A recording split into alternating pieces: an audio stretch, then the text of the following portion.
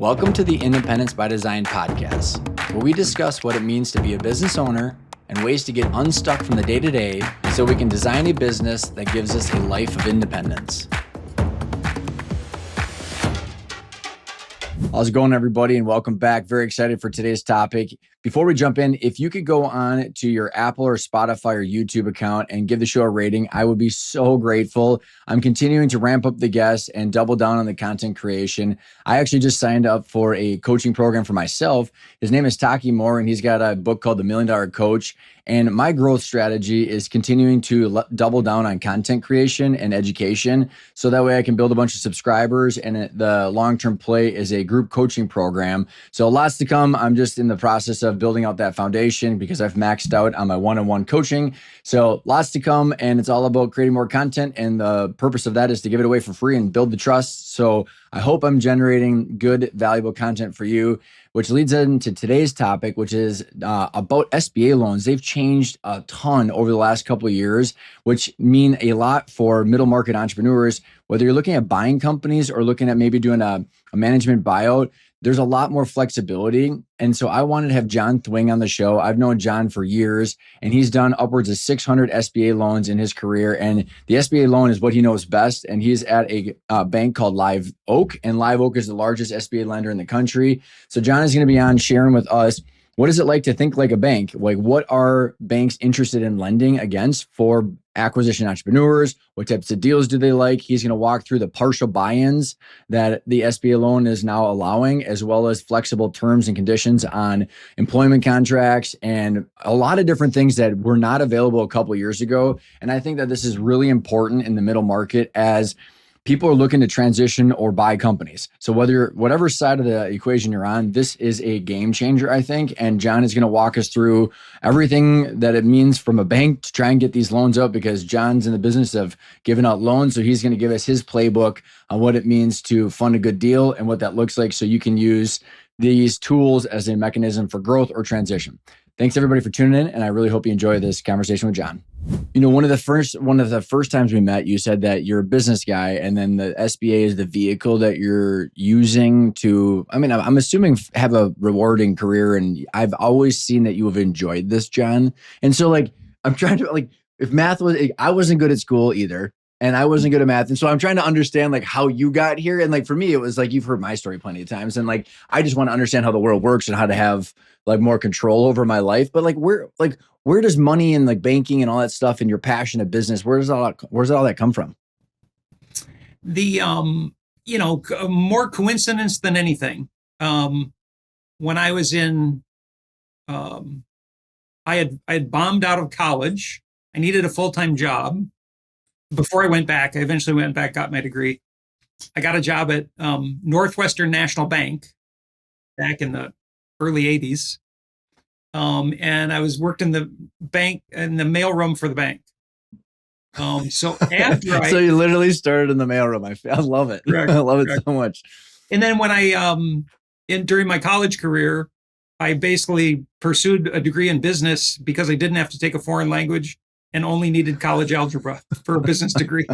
I love it so much. So after graduating, I just naturally gravitated back to the bank because I knew people there, and had a good experience there, and started in the home mortgage industry at the bank.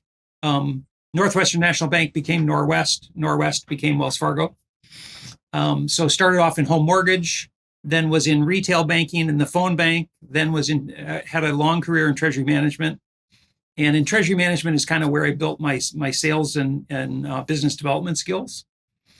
And then we had some really cool folks running the SBA division at Wells Fargo at the time, and joined that team just really based on my business development skills and my ability to kind of, talk to people and understand and solve problems, and kind of learn the finance side of the business over time. And to me, the key thing is financial statements just tell the story. Sometimes people will say, I hope you guys look at more than the numbers. And I go, well, of course we look at more than the numbers, but the numbers are part of what tell the story of the company. I always go, a balance sheet is also the storyteller of a company. People focus on the P&L. P&L is great and very, very important and informative, but the balance sheet tells the long-term story of the business more than the income statement does. Oh, I love it, John. I love it. So and me, was it storytelling and like seeing the big picture exactly. and like, the in the intrinsic rewards of SBA loans are life-changing events for most borrowers.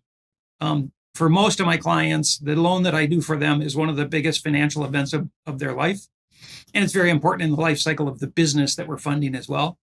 So just the opportunity, when I was in treasury management, on my best day, I could make a controller's life 1% better.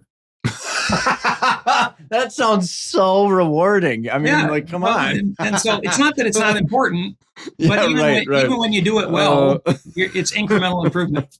You just summarize like a day in hell for me. I mean, 1% is not better than 0% for sure. 1% every day is And efficiency is important and all those things. But in the SBA world, when you close an SBA loan, it's often life-changing. And not only life-changing for the borrower of the loan, but often for the party on the other side of the table. In most frequently for me, the seller of a business as well. It's the point at which they're having the harvest of their years of hard work. That's awesome. And I'm seeing the through line now, which is fantastic. And like I resonate with so many parts of your story too, where like I just the money is part of the story, and like you can't have one without the other. Like, so John, I'll digress for a second, then I want to go back to something that you said. So last week I was at a board meeting down in Florida, and I met I've gotten to know this woman who's on the board with me.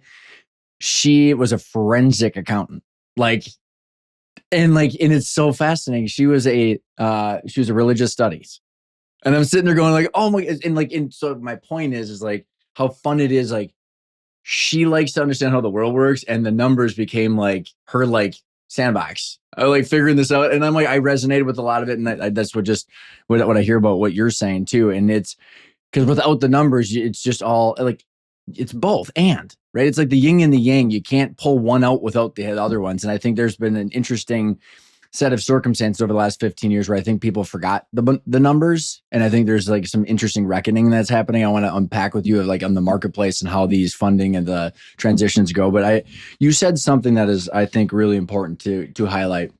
The income statement's part of it, right? And you talked about the balance sheet. I've been teaching the cash flow statement now for 6 years.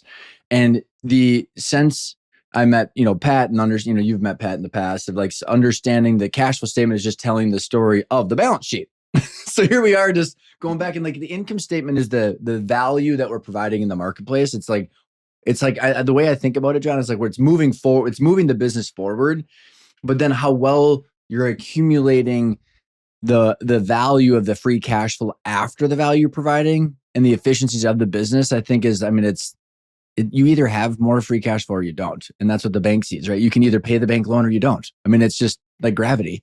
I use this really simplistic idea to describe the income statement and the balance sheet because it helps people understand things like equity, distributions, things like that. It's when you're filling a bathtub, you fill the tub from the spigot. The spigot is the income statement. And there's a flow of water or money coming out of the spigot. The tub is the balance sheet. So over time, water or money accumulate in the tub or don't. And so, for instance, when people are talking about add backs and they want to add back a distribution, I go, well, you can't add back a distribution because that's water out of the tub. A salary is water out of the spigot. So in other words, I love it. Last year's income statement, if I paid myself a salary, that's an add back because it was part of the water out of the spigot. But if I took a distribution that could have been money from last year, but it could have been money from years prior that accumulated in the tub over time. So to me, it's this really simple way of looking at it. And then some businesses, the stream is filling the tub very well over time and water is accumulating or money or net worth. And other businesses, it really isn't. And there's some drains in the tub that are pulling money out. Those might be the owners. Those might be losses. Those might be other things. But I absolutely love it. I'm sitting here. I'm just okay. Let me build on this, and you just tell me if it's bullshit or not. So then the cash flow statement would be you coming into the bathroom once a day and going, what the hell happened with the spigot and the tub? Did some go down the drain? Did some spill on the floor?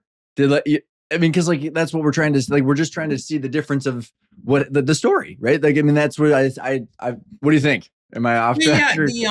I'll put it this way. So one of my favorite entrepreneurs, person who's she's a female entrepreneur, worked with her for 20 years plus.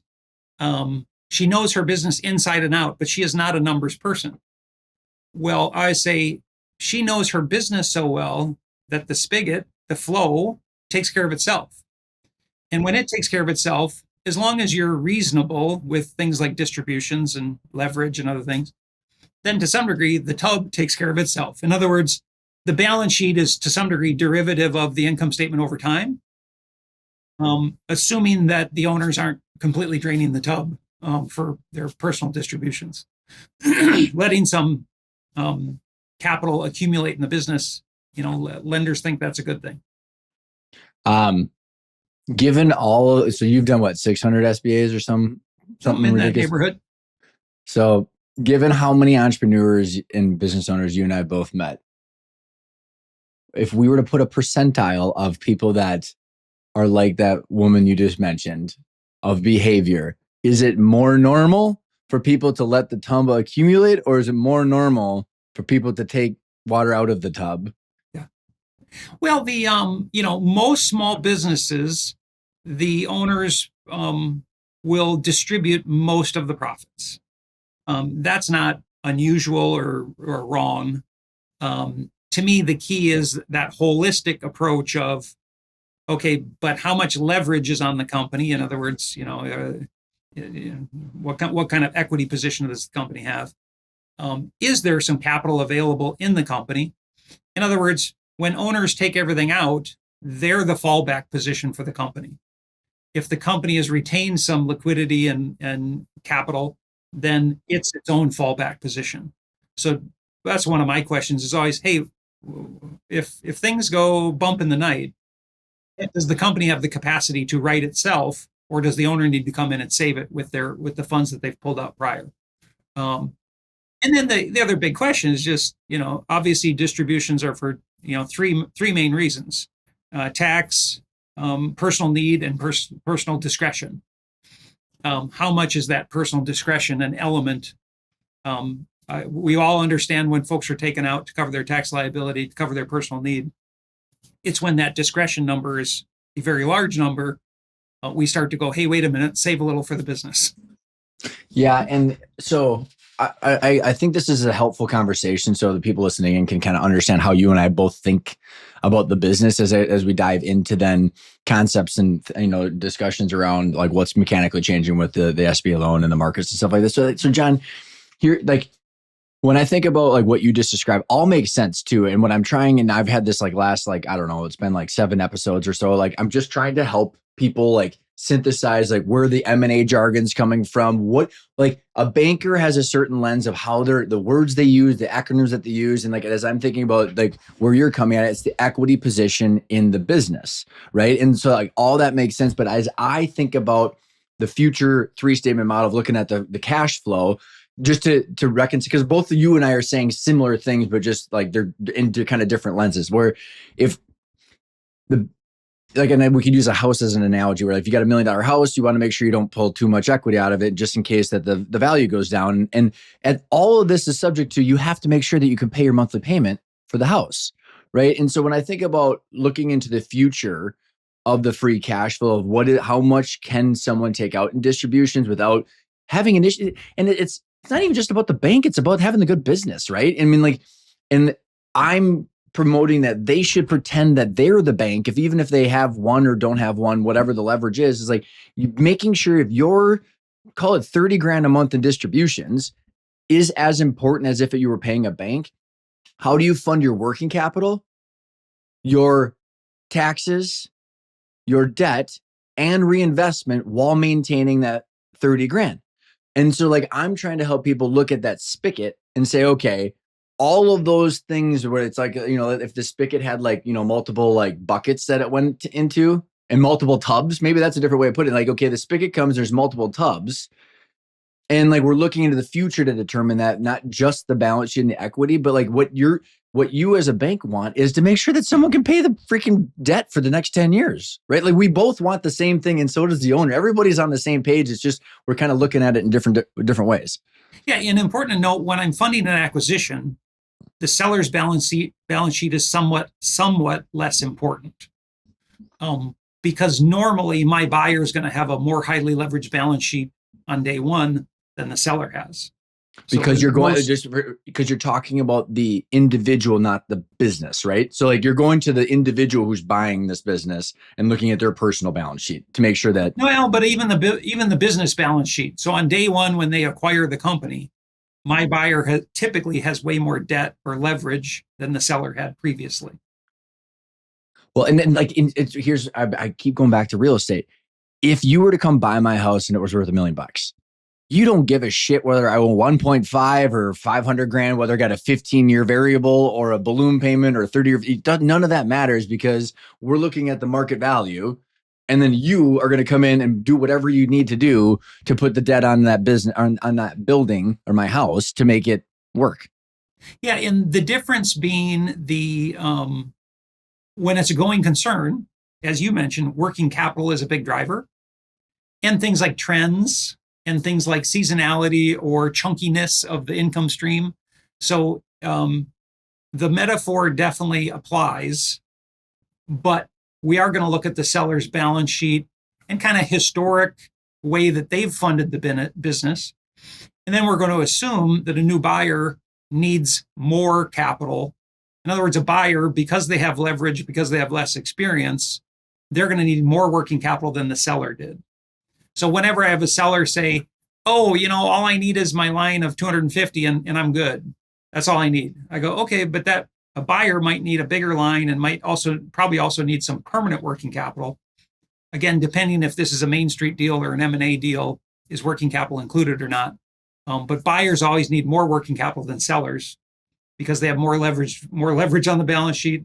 They're new to managing the business, and they may end up losing a margin or two, or a point or two of margin, just because they're not as efficient and experienced managing the business. I love this. I want to double click on this, and I can see how we can keep pulling this thread to understand like the changes in the SBA, and all the different things. But I maybe what we could do with is start with different types of buyers that you're like. So you said mainstream M&A. Who are the types of buyers? What's the quality of these people, or not quality, but what are the characteristics of these people? And then we can keep going into the deal structures. You bet. So in my world, we kind of have 1 foot in Main Street and 1 foot in lower middle market M&A. So I'm typically looking at transactions somewhere between $1 and $10 million.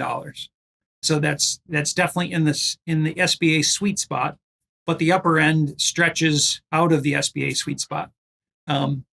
And I have 3 primary profiles of buyers. One are individuals who are 100% self-funded. And when I say self-funded, I mean they're not only funding their own search, they're funding their own equity into a transaction. So it's a more middle career person. They've built some personal net worth and liquidity. They've been a W-2 earner most of their career. They're looking ahead saying, hey, at some point I want to own. I need to make that happen. So they might be in their anywhere from 40s to 60s. And yes, I help people in their 60s buy businesses who say, I'm not done yet, I want to own. Or they're people that were on this podcast, they sold their company and they're like, hey, by the way, I think I want to go back and buy a company again. and honestly, some of these folks are folks in their 30s or even 20s. But these are folks who they've had a career, they've built some personal net worth and liquidity, and they're going to kind of fund their own deal. And that's their design, and their methodology is 100% ownership, funding my own deal, maybe a little bit of family money in with theirs.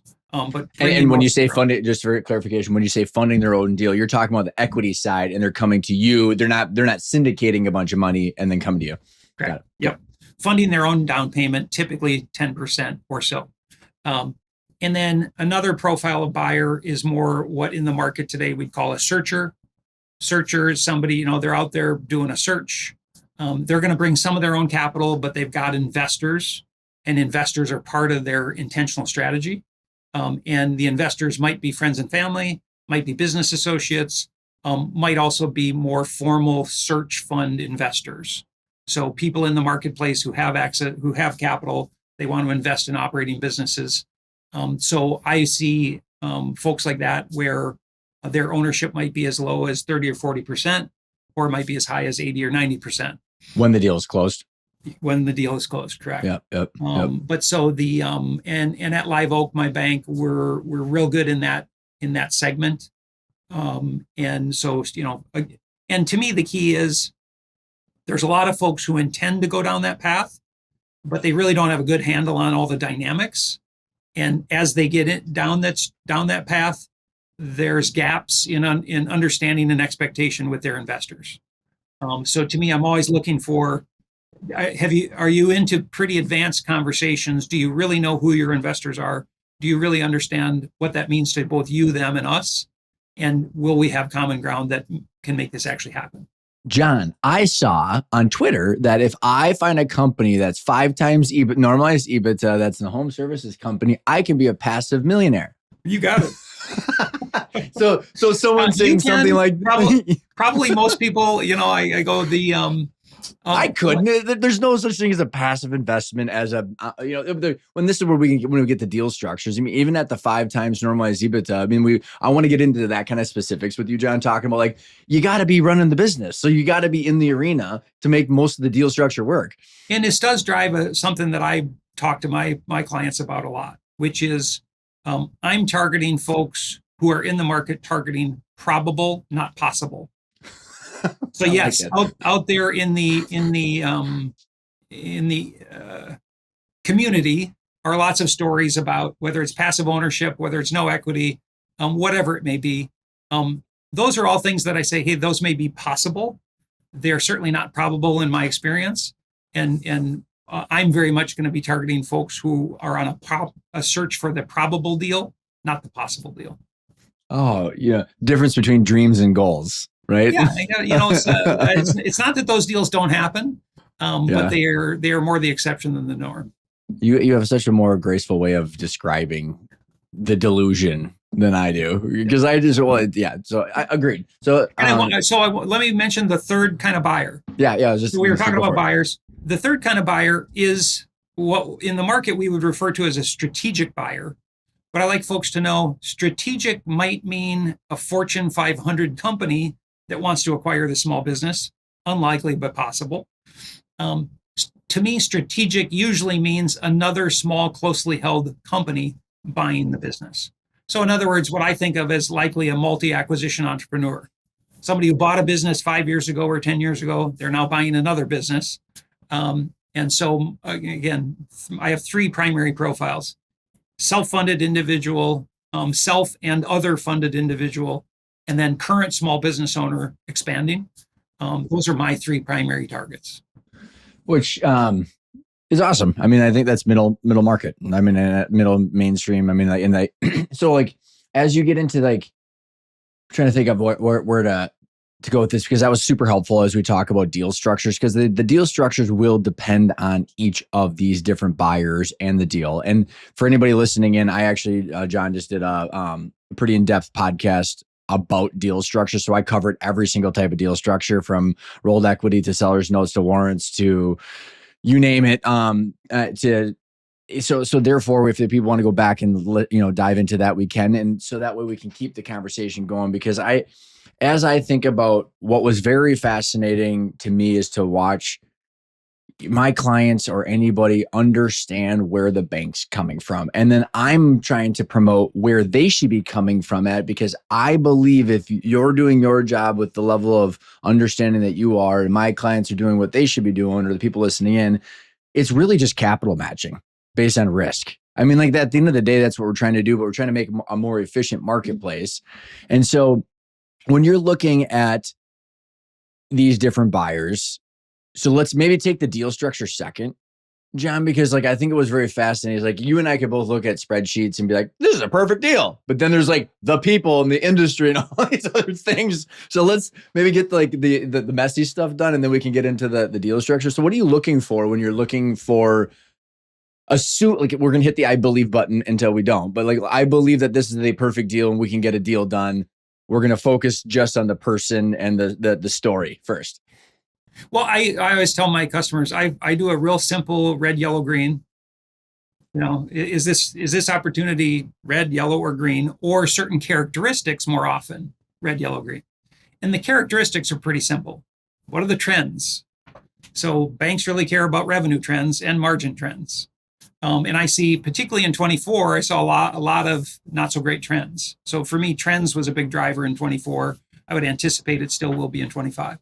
And didn't you? Can I stop you there for a second? Because I'm seeing the same thing, but I think you put like a number on it. I don't know, like it's like 2/3 of companies that have had some downswings. I mean, is it something along the line? I mean, you saw it was a bigger number, I thought. Well, it's always, my experience is anecdotal. In other words, I'm not an economist. All I can say is what's the stream of transactions that I see.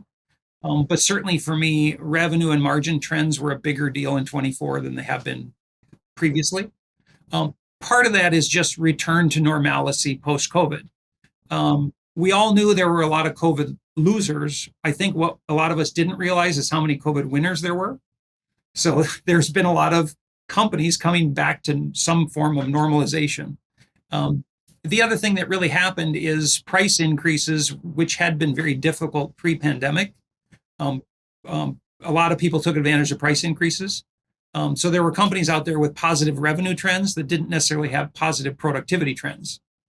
They weren't selling more, they weren't making more, they were just earning more.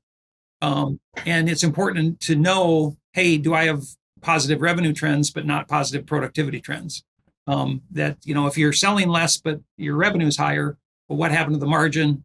And as price increases got a little easier, well, now they're getting a little harder again, and inputs are a little more volatile.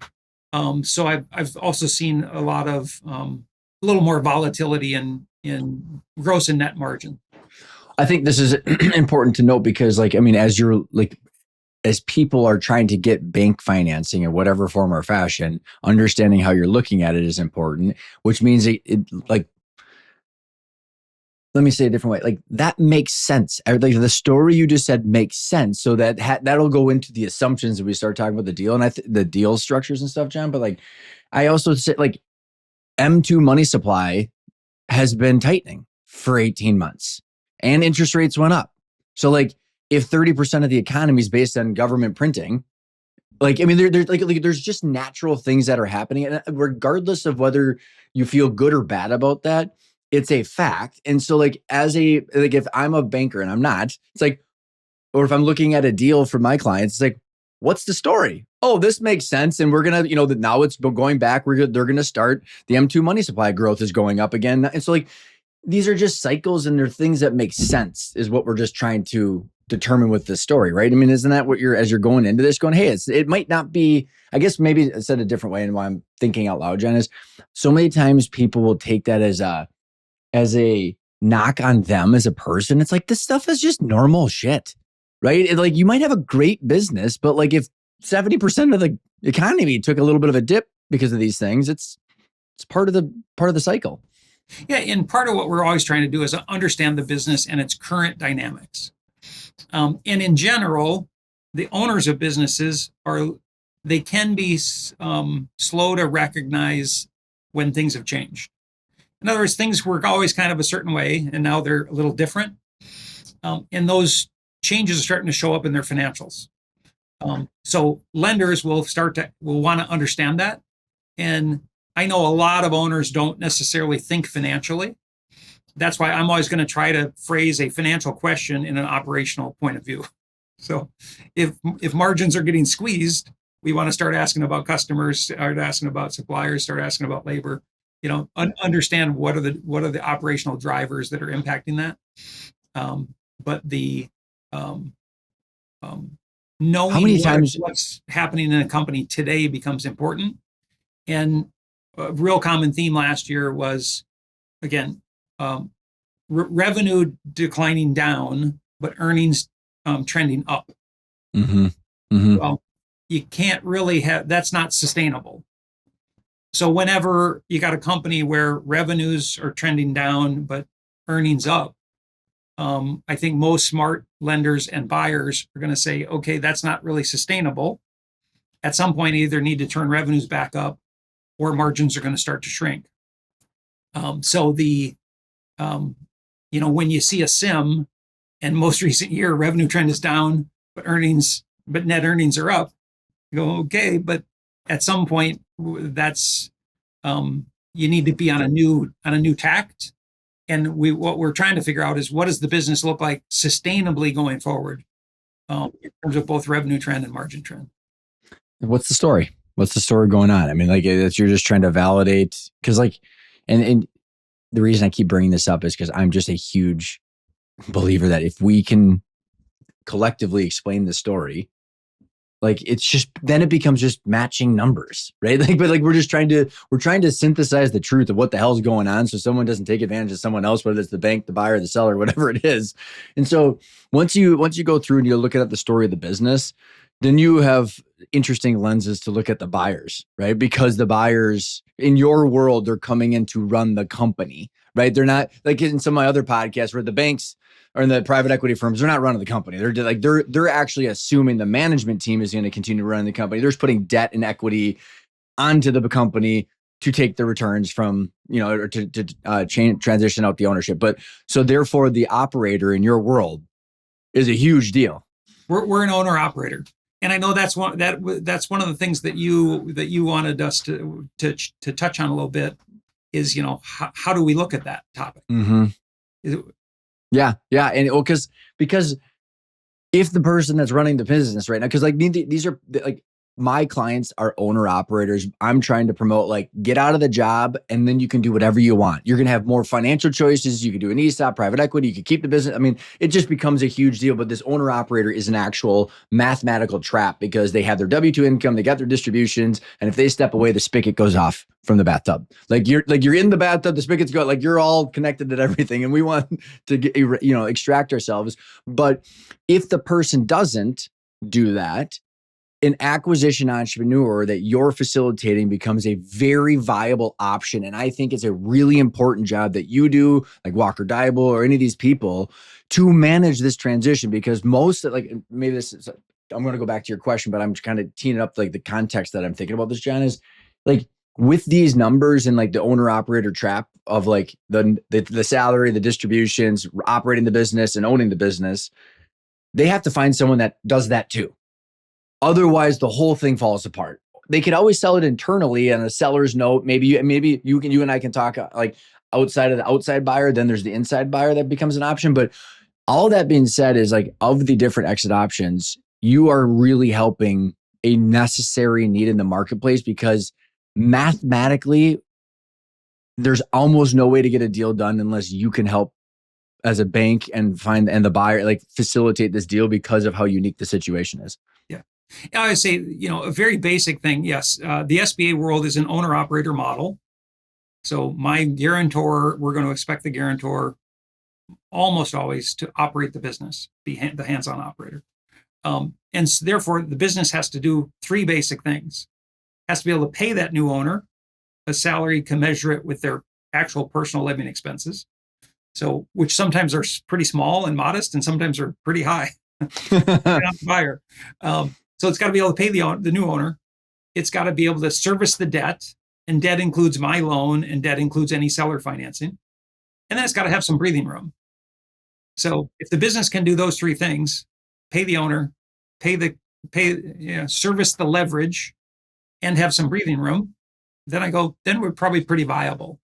If it can't do that, then that's where that. What's your definition of breathing room? And maybe because I want to go back to the people, but like I think this is just so damn important. It's like, is the breathing room? So like when I normalized working capital, taxes, and reinvestment, is there some assumption of reinvestment, or like because what I end up seeing is like this straight line, whatever growth rate for 10 years, like John, here we go. It's like it's like fully. It's like come on, like so like I'm a proponent of normalized working capital as a percentage of revenue with average payables, receivables, inventory turn.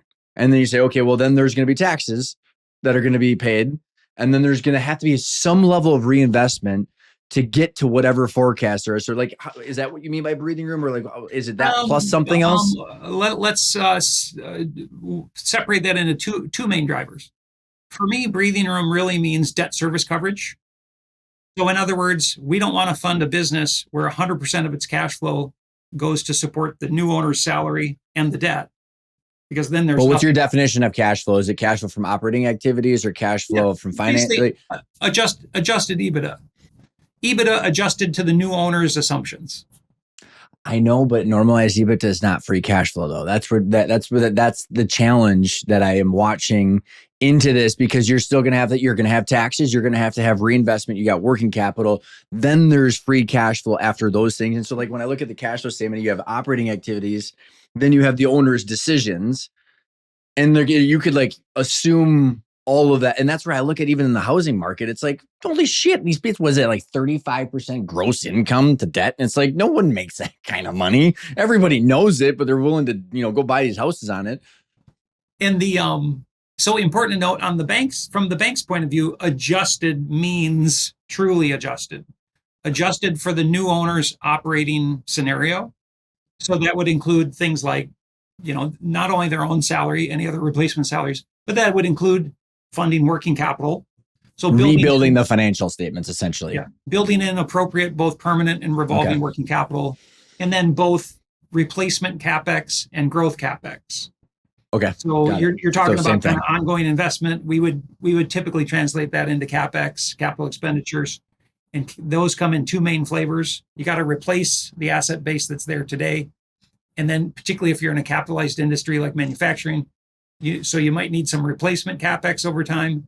And then if you want to grow, you need growth CapEx as well. Yep. So are you stress testing like the assumptions of the growth? Because I don't know what kind of level of forecasting is being brought to you. Not as much. So I always like to say, I like to remind folks, entrepreneurs spend most of their time looking out the windshield. Banks spend most of their time looking in the rearview mirror. So we are primarily testing this against sellers' historic versus buyers' projected. Just because we know historic is real, projected is theoretical. And we always figure if it works on the historic, it is probable to work on the projected. Okay. Everybody, just that was such an important container, John. So here's how that ties into what I promote is, if we can have that 3-statement model of the future, like I was just talking about, and you've heard me talk about that for years, it's like, okay, got it, Ryan. But there's no argument I have with you, John. It's like, yeah, the historical is reality. Like, you can say you want to have a workout plan as much as you want, but like, how do you look? It's like, well, you look at, I mean, so what I promote is, if we have that 3-statement model and we do ground up budgeting month by month for all 3 statements, then if we can close that out and show budget to actual variances, and then we can do that for 2 years and show that within like 2% accuracy, we're predicting the world that we're executing against, then we can come to you and say, hey, look at what we've been. No. So not only we did take that future, but it's essentially just having like the workout journal, saying like, here is where you have the before picture, the journals, the after picture, but like you're having to rely on the historicals because you have the current balance sheet, which is current state, and you have the current debt to equity situation, and then you've got the historicals to go off of it. I mean, it makes a ton of sense. Yeah, in the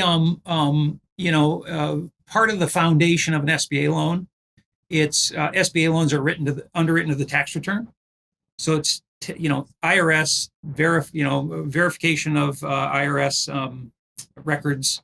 So it's a relatively conservative point of view.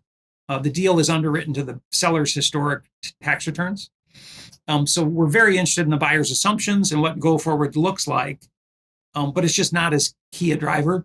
Both the valuation process and the bank underwriting process, primarily driven by historic, with a reasonableness of future projection. And as you were talking about, part of this is understanding the story.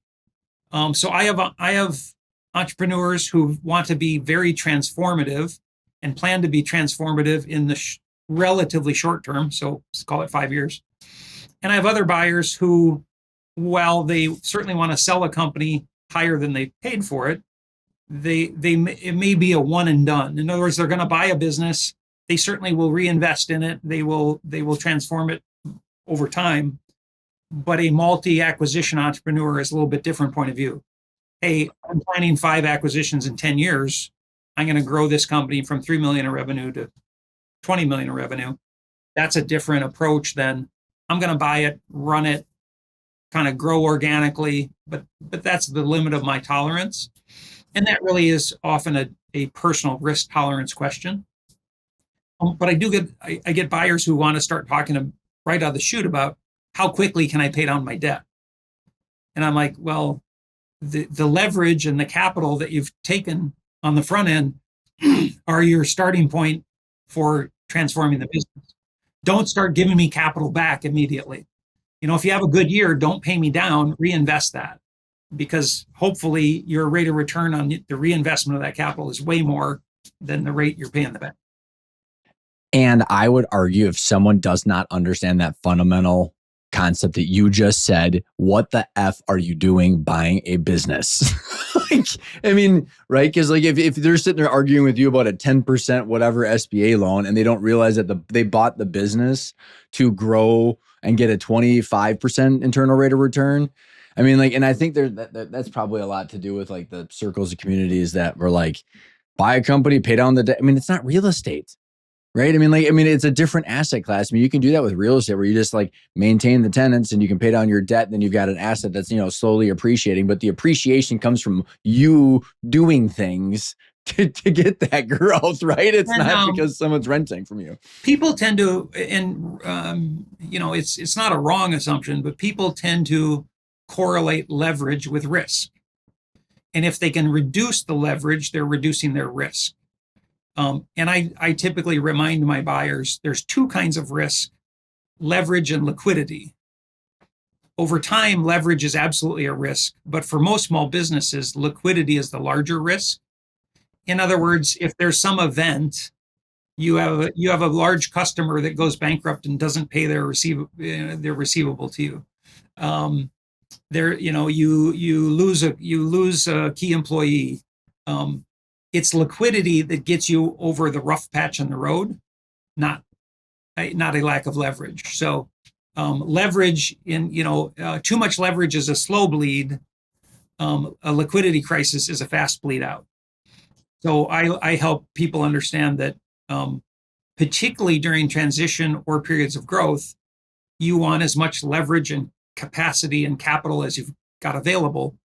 As you then settle into a quieter, more mature stage, then if you've got excess capital, go ahead and pay down and deleverage, but don't deleverage in times of transition or growth or risk. What's very, very fascinating too is over the last 10 podcasts I've done, John, I've been talking about the owner operator trying to get to their target equity goals, which is paying down some debt, reinvesting for growth. There's a very specific, whether you increase your normalized EBITDA, increase your multiple, and pay down some debt. There's some very specific levers, and then optimize your working capital. But as a buyer, and then one of the podcasts I did recently with Jeff Butner, this investment banker that is playing in the middle, upper middle market, doing ESOPs, private equity, third party, actual management buyout recapitalizations. The more debt you put on it, it reduces the weighted average cost of capital right off the bat. So technically, actually, this is where all this shit gets so muddied up. So technically, the more debt you have on it, the more it's technically worth from but to your point, there's the liquidity issue.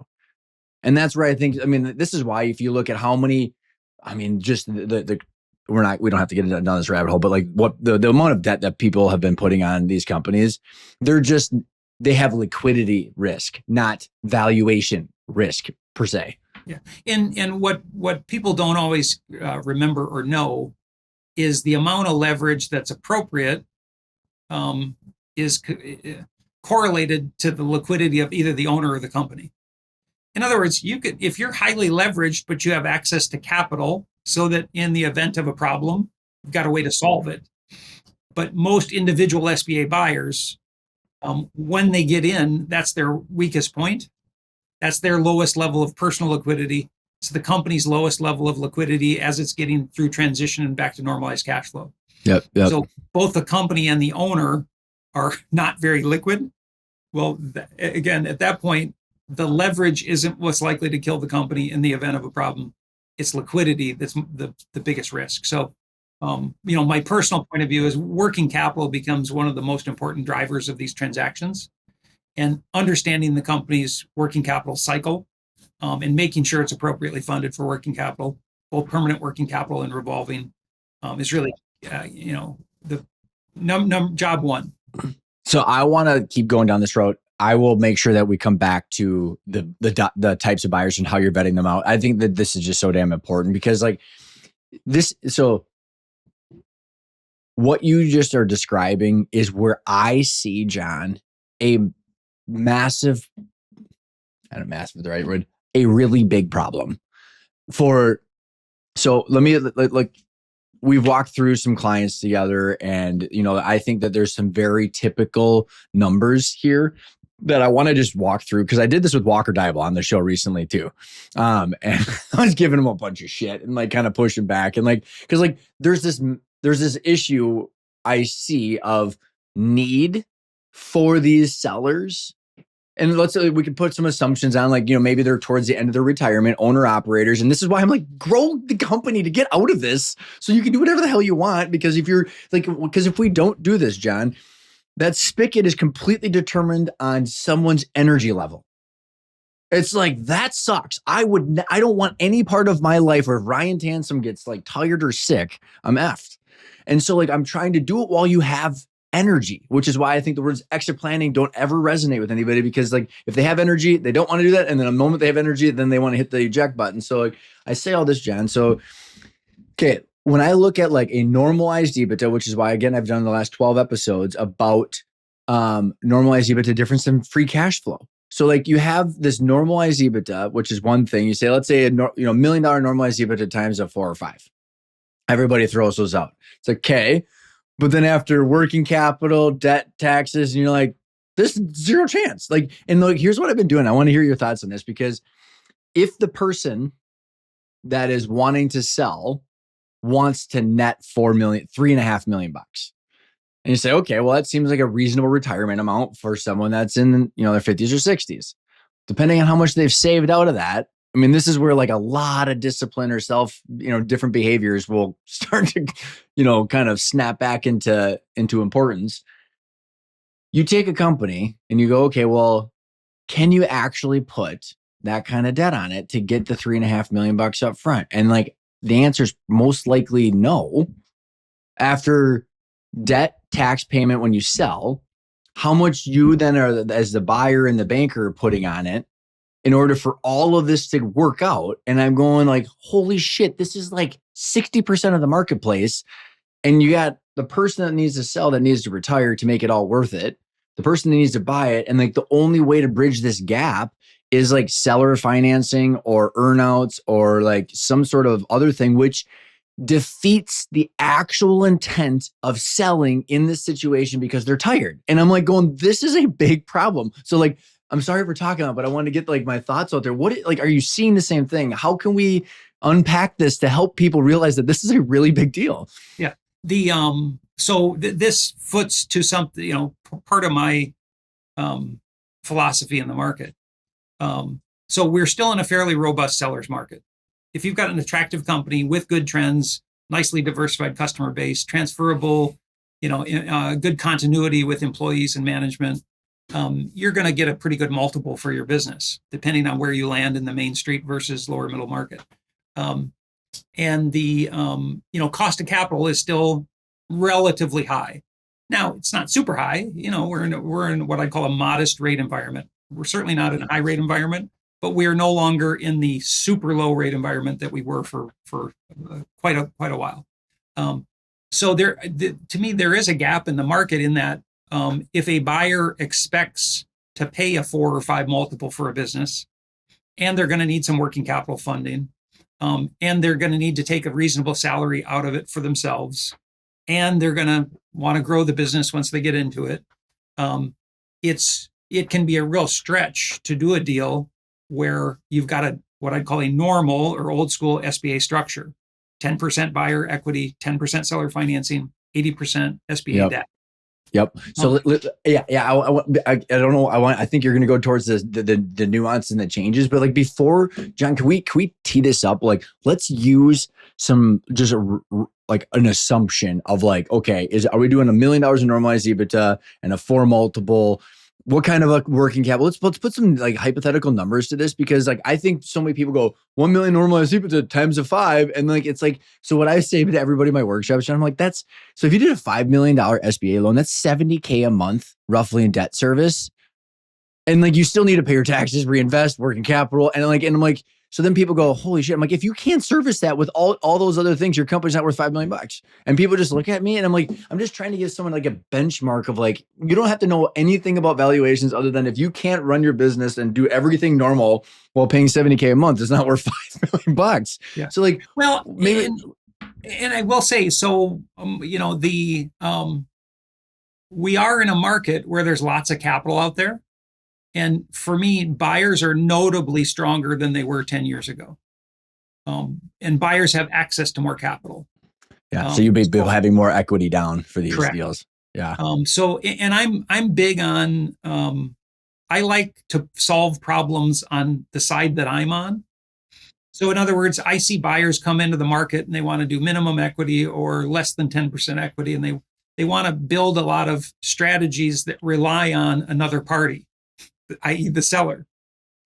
And I kind of go, wait a minute. If you're a true entrepreneur, it means problem solving things that you can control, not things somebody else will control. And to me, the primary way a motivated buyer does that is say, hey, when I find the right company, I'm going to go raise equity, different form of capital, different flavor of capital. I'm still going to maximize my leverage. And let's just say, roughly speaking, today, you can put 3.5 times adjusted EBITDA on an SBA loan for leverage. But instead of relying on a whole bunch of sweeteners from the seller that are going to depend on the seller and the seller's mood and capacity and everything else, control your own destiny. Even if you need to give up some ownership, better to own 60 or 80 or 90% of something than 100% of nothing. But control your own destiny, whether it's friends and family, whether it's outside investors, whether it's search fund, whatever it might be. Raise your own capital, go find the business that's the right fit. So one of my favorite transactions last year, I had a young entrepreneur. He was, had been searching for quite a while. He had already put together his investor group. He had already raised funds. He went and paid 6.5 times multiple on a nice business that he thought was a great fit. The bank thought it was a great fit. We still fully leveraged the debt available based on cash flow. What was the normalized EBITDA? You mind sharing this so that we can understand like the dynamics? About 2.5 million. Okay. And so they brought about 40% equity to the deal. Yeah, so there you go. To me, that's a great story of that's somebody who's very serious about being an owner, and he's solving his own problems in the marketplace. He wants to buy a company that is attractive. It's going to attract a higher multiple. He's going to go raise the equity. He's going to own less than 100% of the deal. But he put a lot of his own capital into it. And then was way ahead of the curve on having investors, having funds, being credible to both the intermediary, the seller, and the lender, knowing, yep, they've got the dough to bring this deal to the table. You said so many great things in there, and I think that's the world I want to live in. By the way, because like back to like, every once in a while I get this little edge, I think, to myself, and I try not to have it, John, where it's like I just get so freaking tired of like everybody pretending this shit is easy. You got the buyers that are floating around and they're distracting the shit out of these. Like I think it's just so much dysfunction that they're distracting the shit out of the owners right now, pretending things are possible that aren't. And like maybe I should use probable versus what did you say? Probable versus what? Possible. Versus possible. Yes. So I got to go like take in some of these notes about how to things that are possible but improbable. Things that are possible but improbable.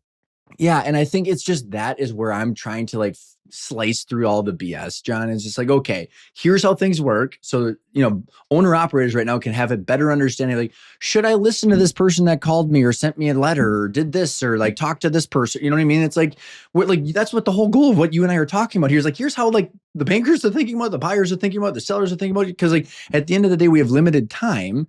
And if we're going to spend time going down this whole route, like this whole BS to then realize like you get $1.5 million up front, and then you're going to have to carry everything else. And like, that was not the goal. And you still have to have your job. Like, so there's like, we're just trying to kind of level the playing field for how this stuff works. So the example you just walked through is exactly how I want to live.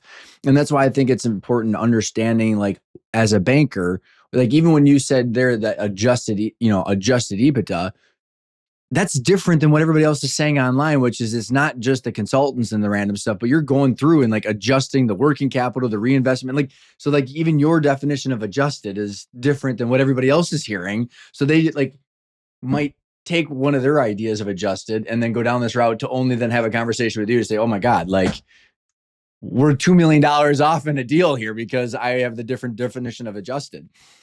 Yeah. And the, what we find as lenders, because we're the other party that's in the deal for the long haul. So in other words, the seller may be in with either retained equity or seller financing. So as continuing minority owner or as a creditor. But the intermediaries are out. The advisors are mostly out. The lender is in there for the long haul. And there's two things that we find causes a lot of problems. Other than business dynamics, but in terms of front end assumptions, and those tend to be working capital and capex. People underfunding working capital, underestimating the true working capital burden of the business, and then also underfunding capital expenditures.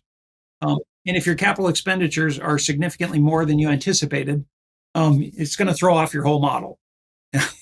and over time, again, it's a slower bleed. Transition cash flow and working capital is pretty fast, first 6 months, first 90 to 180 days. CapEx is something that if your assumptions are off, it might take 2 or 3 years before it hurts. But if your assumptions are off, it will end up hurting. So anytime I see a business where, hey, we've got a $3 million equipment base and there nowhere in anyone's model is there any kind of replacement CapEx to say, hey, over time, this stuff doesn't necessarily last forever.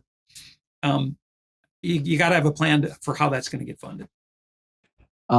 Such sound advice. And like, honestly, John, like, I have lived both of those different types of situations with my own businesses. Like family business, when I started, it was like, we're going to pretend everything's fine. And then like every expense that came across was just like this, oh shit moment. And like back to like, I think there's a lot of families over the next however long where like, you got this house, you got all this stuff, but you can't afford the HVAC technician to come out to fix your HVAC because like you can't. Like there's no wiggle room to your point. And I think there's like this peace of mind of like step on the scale, admit where we're at, and then look forward to say, hey, like, because then it's like you're not afraid of these expenses. Like, hey, I'm gonna have to upgrade the IT infrastructure for $100,000. I got to buy a new dump truck for $350,000. Like admit what it is, so then we can see reality, and that's what you're doing. And I can only assume that your job is half of the time is just trying to get like, where's the truth in all of this, and trying to filter through the reality of it all. Yeah, you never want to come across as negative or a naysayer, but a big part of my role is to say, okay, but in other words, I usually ask my buyers to give me their analysis. They'll ask me what I think, and I say, I'm happy to share what I think once I know what you think. You're so good at that. I'm pretty good at analyzing a deal. I want to know what you're good at and maybe not so good at, which is fine. But to me, the key is I'm usually going to push on those assumptions a little bit and say, well, what if we need a little more working capital? What if there is a little more CapEx burden? What if, based on your lifestyle and your liabilities, I don't think you can live on $75,000 a year. I see a lot of transactions where buyers putting in a very modest salary for themselves really may not match what they've historically earned and what they really live on. Unless they've got a pool of capital that they can plug the gap with, right? Yeah. And to me, the key is, again, linking it back toward normalcy. If I've got somebody who's been making 250 a year, they're going to go buy a business and they've accumulated what I'd call a normal level of personal net worth and liquidity, then I kind of assume you might need 200 to 250 going forward. Now, if they've accumulated a ton of liquidity, they've clearly been spending way less than they earn, then great, let's put 100,000 on it. But knowing, and so one of the things I ask buyers out of the chute is, what's the assumption for what you're getting paid? What's the assumption for anybody else we've got to replace that's exiting? And then what are your working capital assumptions? And reinvestment, yep. Yeah, and then sometimes I'll see businesses with either lumpy or seasonal cash flow, and we're doing working capital analysis off 12/31. And I go, well, if cash flow is lumpy or seasonal, or just has ups and downs, we got to plan for high water, not average. I'm sorry, I keep laughing because I think about the conversation I had last week with this woman, Deb, and then you and I, and like not one of us were finance people to begin with. And I said to her, I'm like, being a forensic accountant, other than if someone was doing all the work and I just got to be the person in the conference room going what the hell is going on here? I mean, it's just you ever seen Enron, the smartest guys in the room, John? Yeah, it's just you're just trying to piece together the whole story. You have an understanding of where we're, and you're just trying to get to the normalcy of it. Because again, the bank has to get paid back while business continues to grow and the person's running the business. Those are the base assumptions. It's then you're just on this treasure hunt to make sure that all of the assumptions are working correctly. So then now that we got a lot of the structure covered, there's a couple of things of who are the buyers and how do you vet them out? And then there's the flexibility because now that we've covered the typical deal structures, there's the buyers and then the flexibility. And I think there's external buyers that you're vetting out of the 3M or Ecolab person that wants to buy a company. And then there are the internal buyers that might be, so how do you, any place you want to start with that? Yeah. Let's start with you mentioned external and internal. I certainly see way more external deals where buyer is outside the company, has no personal knowledge of the company. And then I also see internal buyers where the person is a general manager or in some kind of leadership role with the company. Or I also see kind of hybrid where I do a number of transactions where the buyer and seller are known to each other. They may have known each other for years. They might be friends. So that buyer has more than normal knowledge of the company. To me, all of those are a little different. I did a transaction recently where buyer and seller knew each other. Seller had some pretty dramatic revenue trends happening, but buyer was highly knowledgeable, super strong financial background. Buyer and seller worked together for literally 6 months to really understand the trends in the business, and then came to the bank for funding, and we successfully got it funded, even with a pretty significant negative revenue trend that had then leveled out. The story made sense, and you had what's the possibility of the future happening, right? it made sense, and this was one of those possible versus probable. Because if you looked at the revenue trend alone, I would have said nope, that's not a deal for us. But the seller was a former client. I had funded the business, and this was a kind of a pandemic-related dynamic. And the buyer just had the skill set to really go in there and do 6 months of due diligence and really be able to articulate what happened and where are we and where are we going. So to me, the knowing what people are capable of is really key. It's a good starting point on a deal.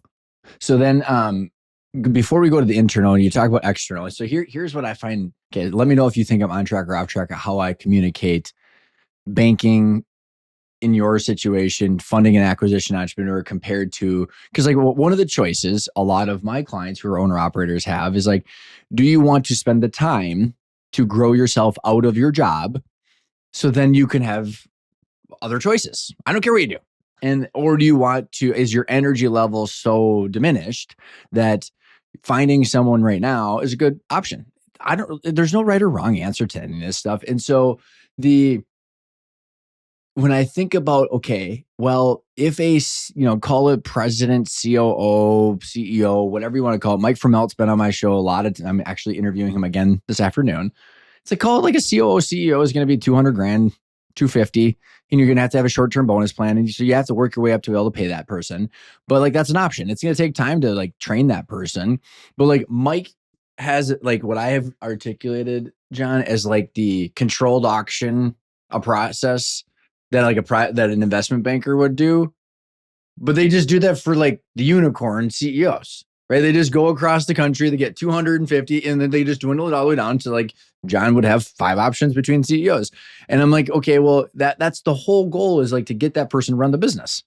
Right. And so like, but then there's this very normal dynamic of, so I could do that and I could hire John to run my company. And as long as I can still make my 200 or call it my 20, 30, 40 grand a month in free cash flow distributions, I can afford you, I can see all that. They still have the risk thought process in their head of like, I have all my liquidity stuck in here. What's the possibility that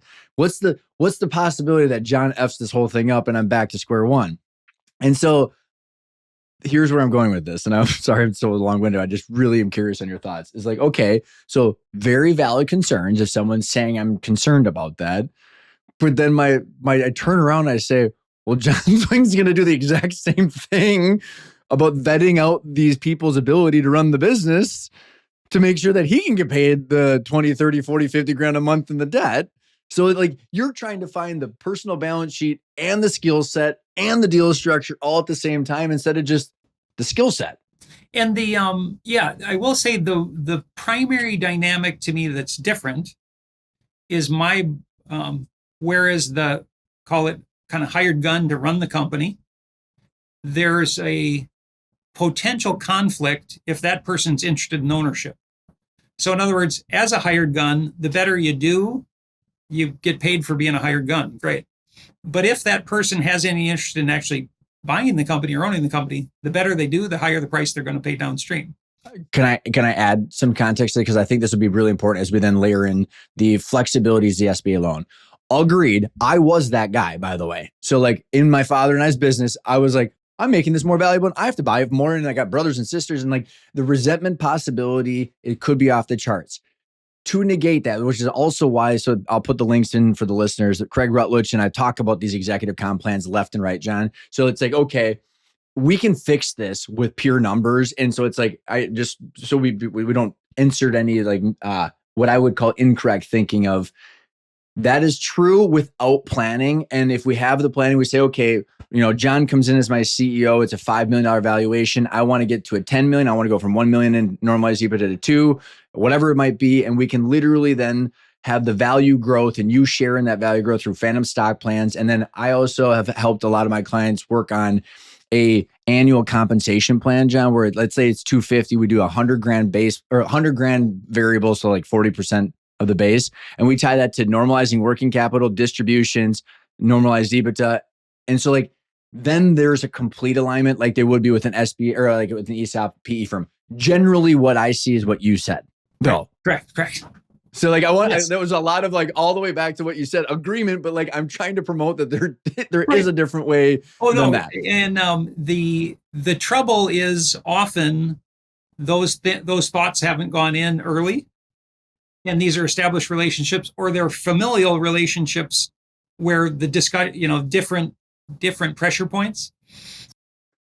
And people are arguing over how much K1 income everybody gets. I mean, that's really what all the conflict comes down. It's like, how much money is this thing going to kick off this year? And then, by the way, I get more because of power dynamics, hierarchy, whatever the F it is. And it's like, it's just the wrong way of thinking. I mean, it should be based on the value. And as lenders, we see the deals that never get to the market.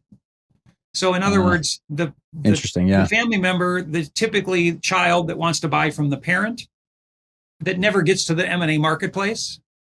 But we see those, and we see the ones that work and the ones that fail and the ones that get stuck in the middle and they don't work or fail. They just kind of hover. That sounds terrible to be in that situation. I know what that means. The thing that does happen in the acquisition with an SBA loan is the owner has a personal guarantee. So there's from day one, you've got someone who's making a pretty high level personal commitment to the transaction. And the banks do a lot of due diligence around experience, skill, transition, all of that, and more than the typical buyer thinks. So most buyers think that it is primarily a financial decision on the bank's part, and financials are, of course, very important. Most buyers significantly underestimate the amount of due diligence a bank does related to, hey, is this the right fit for the people? I think the sellers do. I think the sellers probably don't take that much into. I think they underestimate that too, because like, well, if a bank will fund the deal, because like I'm shorthanding it, but like if as long as I can get my $3.5 million up front, I don't care what happens. I'm like, well, the bank does, and the bank's going to care about the numbers and the person. So like my point is, there's no easy way out of this. Like the bank's going to do the same thing, is the same thing that you're going to do the same thing. You still need the person, you still need the money. Like there's no way to avoid the hard work, I guess is the way to put it. And to me, the most fun part of these transactions isn't the financial part. It's the people part. And I tend to believe that I like it when parties get to know each other a little bit and they build some goodwill. And not every advisor approaches it that way. But to me, when there's some personal goodwill between the parties, you're better able to overcome challenges during the transaction, and what I would call normal challenges. In other words, part of due diligence is to vet out any significant problems that are, either undiscovered or hidden. To me, undiscovered and hidden are different. But part of due diligence is to find problems that are buried, intentionally or otherwise. But to me, a big part of the process is just to discover, is it or isn't it a fit? Because the one thing I will say, if it's not a fit, it's always cheaper to get out early than to get out late. And having it be a good fit, having it be a good people fit, to me is more important than the financial fit. Yeah, just trying to get a deal done, and it's just trying to match reality. Yeah, I'm loving it. So you do. So I think that's important to note about the due diligence that you do on the person's capabilities. I don't know if there's anything else you have to say on that, and then maybe we can kind of even tie into then the internal person and then the different flexibilities with the SBA. You bet. So what I tell folks is I've got to paint a picture of them as the new owner and operator of the company, and to paint a picture, I need colors. So don't just hand me your resume and go here. A lot of times the stuff that really tells the story is stuff that's not on somebody's resume. Hey, my parents owned a small family business when I was in college, et cetera, et cetera. But a lot of times the part of the story that's most important isn't on the resume. So don't just hand me the resume. You've got to link your life and experience to this new company and this opportunity. As it relates to internal buyers are easier than external buyers, just because they already know the company, they already know the culture, they already know the people involved. Transition risk for an internal buyer of almost any kind is lower than transition risk for an outside buyer. So in general, we find inside buyers to be much easier due diligence on the operating and people side, but sometimes a little more challenging due diligence on the financial side. Oftentimes, if the buyer is, for instance, a general manager, they may have grown up in the business. It may not have been quite as lucrative a job as some of our other potential buyers. So typically, sellers need to be a little more accommodating on seller financing and seller financing on better terms to help that buyer get in with lower equity.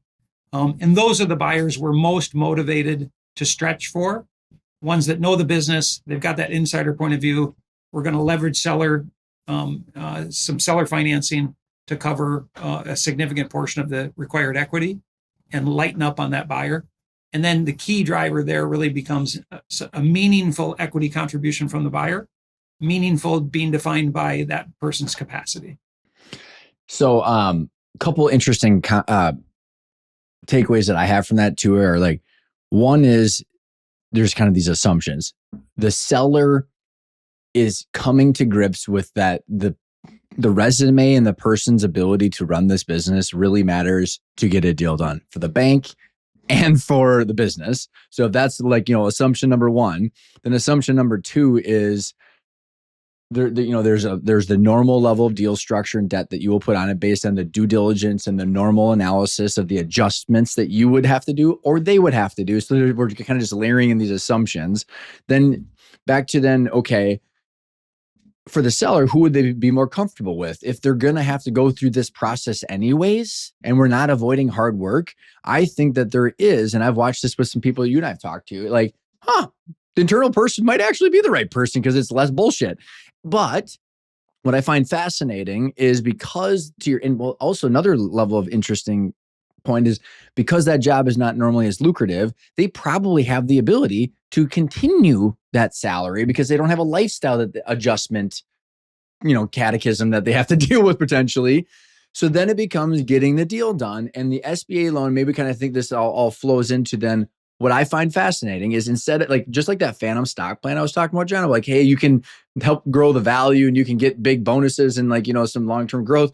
The SBA now I find is a fascinating opportunity to have that as part of the mechanisms as someone's growing, because it used to be full buyout, right? So maybe you want to kind of do and none of this for all the listeners, this is not specific advice. We're not telling John, or John's not saying any of this. These are concepts and ideas, and every bank's different. But there's some, with all this conversation, I feel like, what was it? What are the openings, and how does that fit into the story we're talking about? You bet.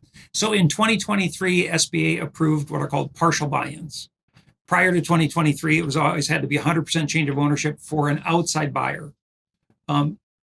Inside buyers who were current stockholders could always buy out partners. But as of 23, partial buy-ins were allowed. And in 23, only as stock purchases of the existing entity.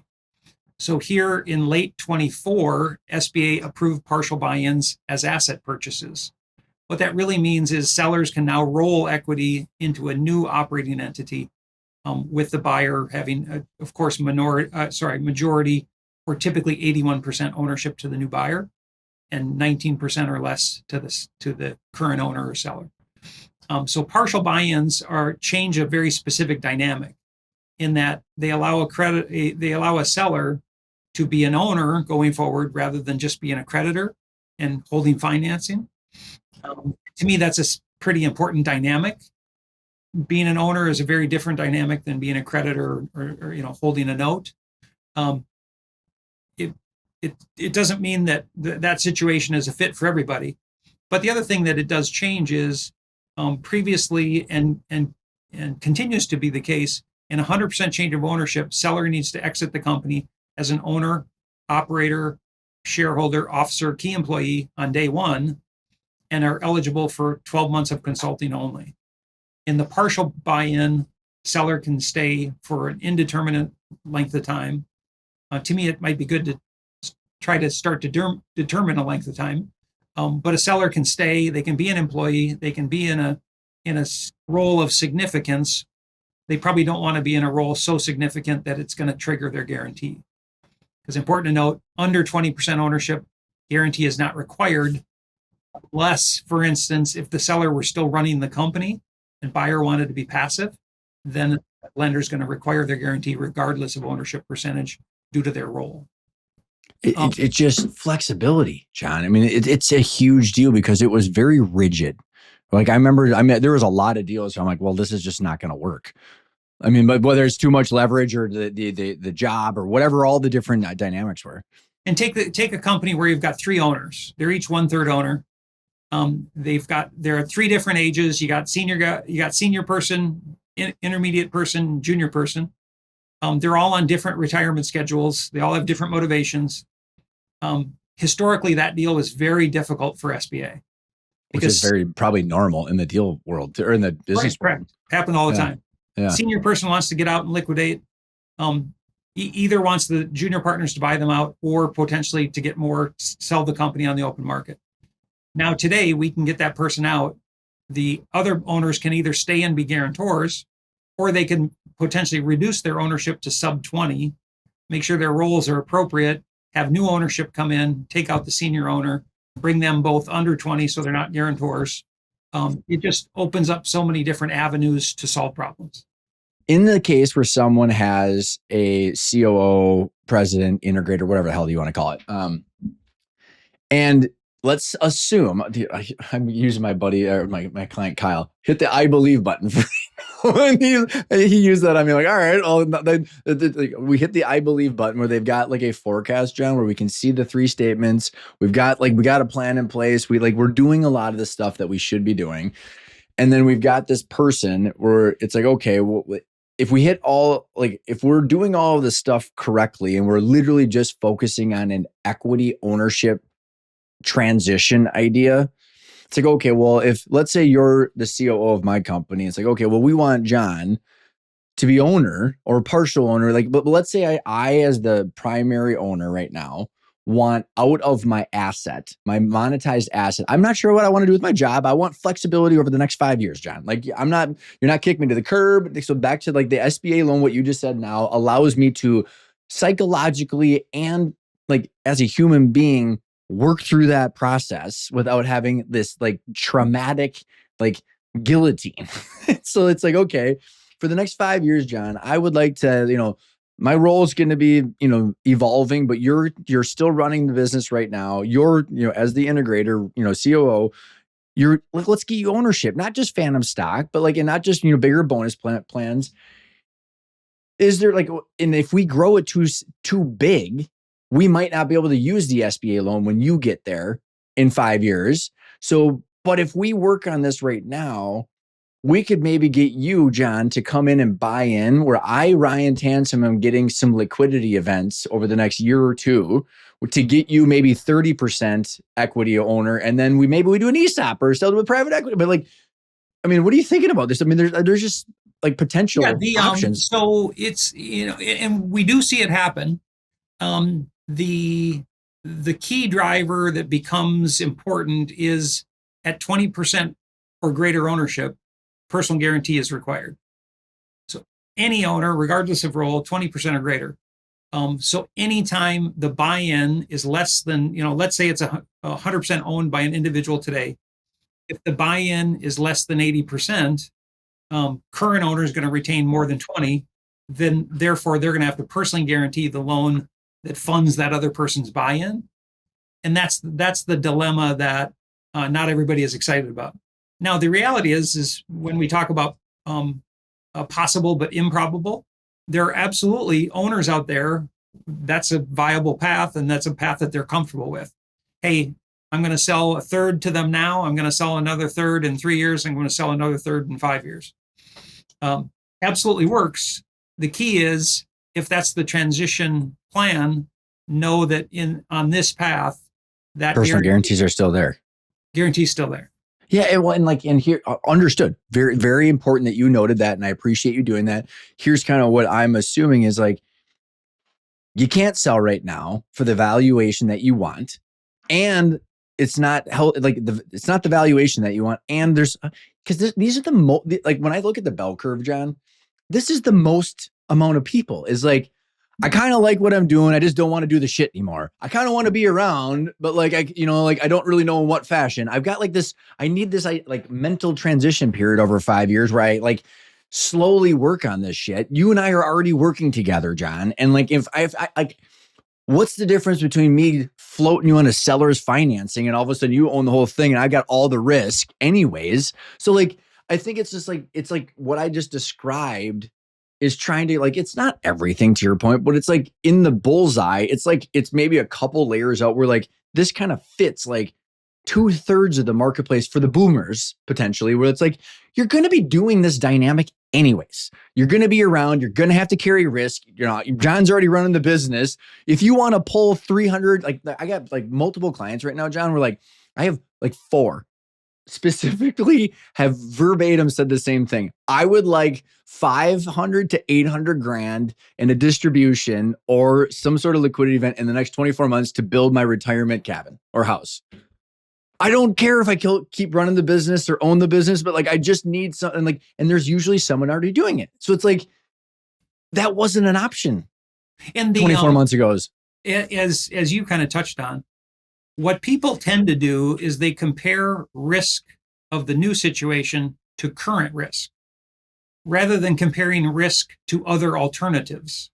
Ooh, I like that. Yep. In other words, for owners, their big risk today is they are the company. If something happens to them, it also happens to the company. The spigot. When it comes to downstream risk, whether you are a creditor via seller financing, whether you are a minority equity owner, whether you provide a personal guarantee to a loan, these are all incrementally different levels of risk, but just that. They're incrementally different. They're not fundamentally different. So then the question becomes, what situation is the best fit for you? And to me, the biggest driver of these recent SBA rule changes around the partial buy-in is that it fundamentally changes that discussion and the number of available options and solutions, tailor it to someone's particular taste. These are what I call flavors of capital. Yep. There are now more flavors on the menu. You might not like pistachio, but it might be just the right flavor for somebody else.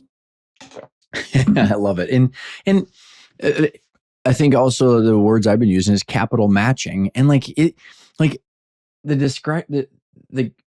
story I just described is more in line with reality too. It's like the chances that I come to the deal table and say, I perfectly want to retire right now. John's perfectly capable of taking over. I'm going to get 90% of cash at closing and I'm going to walk away and everything's going to be fine and the bank's going to get their loan. It's just like, in what la la land is that like 90% of the possibilities? It's like, now it's just the flexibility allows for matching with reality. And I think to your point, John, and as we get close to, sliding into home base here with the conversation, like one of my passions, John, and it's taken me a long time, is just, it's truly understanding capital, risk, return, equity, debt, all the different structures of this and trying to help communicate with everybody, because at the end of the day, that's understanding that allows me to better understand what the hell do I want to be doing with my time, and am I getting compensated appropriately for it? And it's like, because so many times, and it breaks my heart, and that's where earlier when I said like the edginess comes out, is like I just want people to be compensated for the value they created and the time they're spending. That's all I want. And it's like, well, like these people get bamboozled into like, here's a carrot from some acquisition entrepreneur that's trolling on X, or if it's like a private equity firm, like. You're like, there is based on your numbers, there's a 0% chance you get the financial net proceeds at closing that solves your goals here. And now you're going to have a freaking boss or partner or other shit while still doing the same thing. And I'm just like, I just try to open it up and to say like, what's the goal? And then how do we match the goal with what's going on? And so like, I think your help, like describing this stuff it's a noble cause, man. It's fun to hear you. Still be passionate about it. To me, the problem solving is the fun part. I always tell everybody, booking another SBA loan is not what gets me up in the morning. It's taking parties, and I always go, my goal is good deals with good people. That's my goal. When I get up in the morning, my goal is good deals with good people. And finding that solution that works for a particular buyer and seller and business. And to me, it's important that people put on the business goggles and say, what does the business think about what we're doing? Because in some ways, the business doesn't like more leverage. But if we think about it, the business has something to say about what we're suggesting, and it's a good perspective to keep in mind, because we should all also be interested in the life cycle and health of the business itself as an entity. And so, if we can do a deal that works for buyer, seller, business, and lender, then we've set everybody else. We've set everybody up for success. It doesn't guarantee a good outcome, but back to the whole idea of probable versus possible, it creates a very high probability of a successful outcome. Yeah, I agree, John. And one of the dynamics that I see like majorly at play here is it's the owner operator dynamic. And I haven't shown you some of my newest material over the last 12 months, but the owner operator is my ideal client. And it's the same thing with you. And it's not people raising VC money. It's not people sitting in the PE boardroom. It's people it's my father and I, $20 million. We both run this company. If we don't show up, the whole thing starts to crumble. And it's the heart and backbone of America.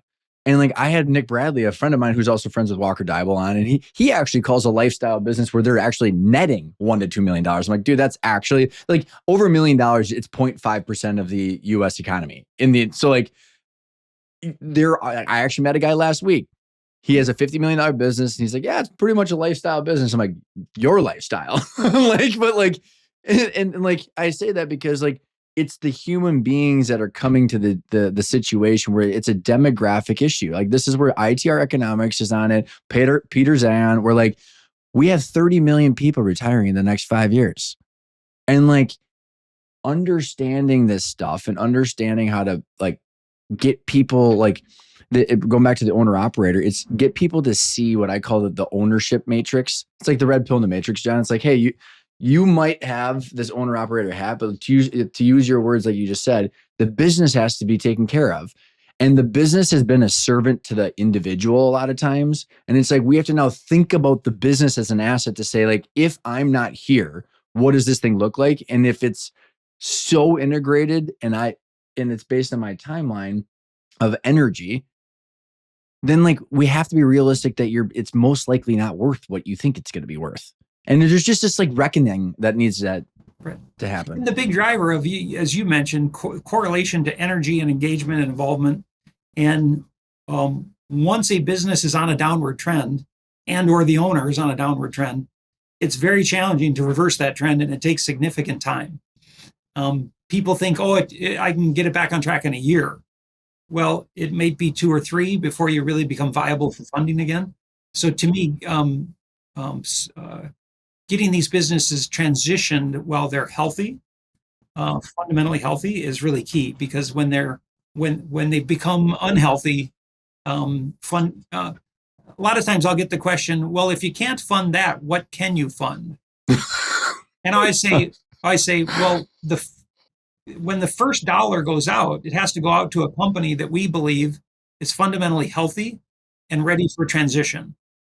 So, a lot of times the answer is 0, because we think there's a fundamental issue of health.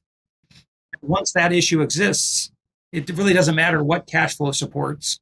The answer is just no, because we're worried about the fundamental health and trajectory of the business. Well, and what's 100%, and what's so, I don't know what the correlation would be. It's not 1, but it's probably like 0.7. John, we're like, and in the workshop I did last week, great group of guys. And it was primary guys. There was a few women there, but it was in an industry where there's primarily the men. So it's just put that as a caveat there. But so we're in the meeting, in the workshop. I'm going through all my stuff, and it's so funny because I'm disproportionately younger than most of these people. And then I hear this, well, things have changed and risks are going up. And I just looked at everyone and I said, I think there's a projection of your situation, of your risk tolerance and your energy level mapping onto the reality. And I said, with all respect, it's like, you had the internet come out when you were starting your company. Like our business was like literally like our technicians had grease on their hands fixing copiers, and then they became supercomputers. Like, but just my dad he would literally roll the dice all in every other week, just not even give a shit. And then it's like all of a sudden you turn 60 and you're like, I kind of want to keep some of this money. And and that just literally shows up into the distribution and then the reinvestment of that business to keep it going. So like that dynamic, yeah, there are risks, but isn't there always risks? Isn't there always chaos? And it's this interconnectedness of the individual, their personality, and their financial needs that just literally shows up. And you probably see that when you're looking at someone too, going like, hey, the trends went to more like the risk tolerances and the energy levels are it's very apparent. Yeah. And the, sellers, almost always, their risks increased very slowly over time. In other words, they started a small company. It was a small risk when they started it, and then over time, and they acclimated to it over time. And I like to remind both intermediaries and sellers, but the buyer they're taking a big risk leap on day one, because they're buying the company where it is today. They're leveraging it where it is today. They're trying to fund the working capital where it is today, versus you got to go there over a long period of time. they're going there in one fell swoop. So it's a different risk dynamic. And sellers sometimes don't realize the different risk profile. They think the buyer is stepping into their risk profile, but they're not at all. They're stepping into a very higher risk profile in the same business. Yeah, it's like, the frog that's like slowly boiling in the water versus the one that, drops in. But also, I think a lot of this has to do with the financial education, John, because like I had a guy, he sold to private equity for like 35 million bucks. And his quote was, I couldn't handle the growing working capital needs. And because he was like, I could see it went from like 2 million to 3 million to 7 million because of this growth path.